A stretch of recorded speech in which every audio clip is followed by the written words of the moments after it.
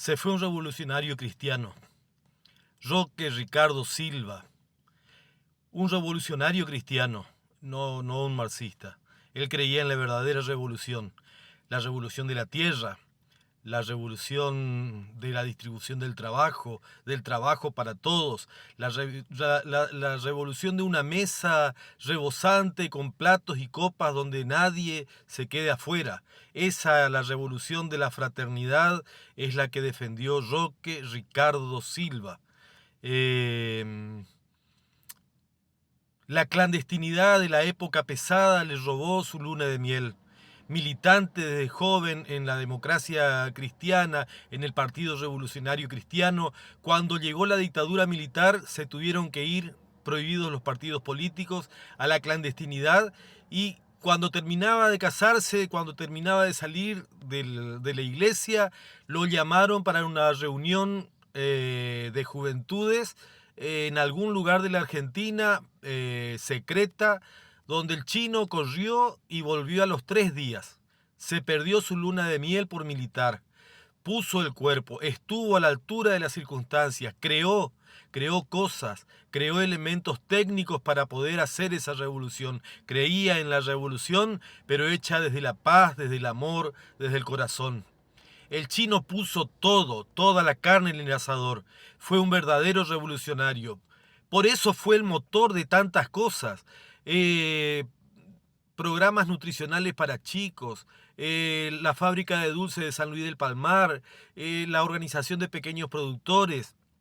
Claro, los paradigmas iban fijando nombres según la etapa, pero el chino era el cráneo, era el que nos ayudaba a hacer las fórmulas de los alimentos para los pavos, para los pollos, para los cerdos, el que le enseñaba a los campesinos a hacer su propia inseminación artificial. Compraban un tubo de esperma y inseminaban a las vacas de toda una población de las colonias correntinas donde se morían de hambre. Una vaca criolla que producía 5 litros por día pasaba a una vaca de inseminación propia a producir 22 litros de leche por día. Ese era el chino Silva. Callado, nadie podía salir a acusarlo de nada. Murió el chino ayer en la misma condición en la que vivió toda su vida. No fue un pobre, fue un sobreviviente económico, fue un trabajador, fue un docente, pero sobre todo fue un revolucionario cristiano. Yo quiero dar este testimonio porque me parece que a gente como el chino necesitamos rescatarla. Esa revolución, la verdadera revolución, está pendiente. Esa revolución sigue en marcha. Esa es la revolución del crucificado, la revolución de aquel Dios que hizo un mundo para todos, la revolución de esta cruz que nos abraza. El chino fue director de Cáritas, peleó para llevar un sillón odontológico cuando no soñábamos más que pintar las salitas periféricas. Él peleó para llevar un sillón odontológico que una odontóloga acomodada y cómoda tenía en la Catedral de Corrientes para llevarla a un barrio periférico. Ese era el chino Silva. Ese era el chino Silva, el que ponía el cuerpo. Denunció a los gobernadores de la provincia por barbaridades que hacían con la semilla del algodón, con negociados que hacían con la heragia. El chino puso el cuerpo, denunció y fue perseguido, pero jamás bajó los brazos.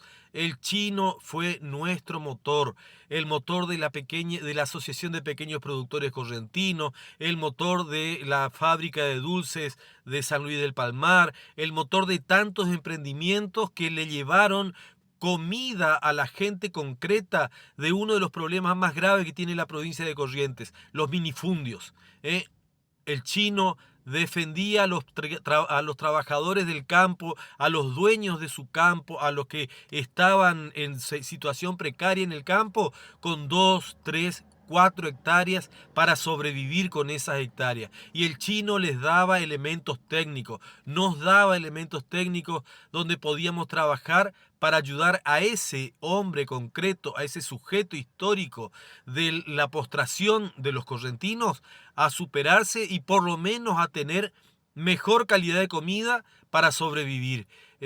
Chino, te debemos.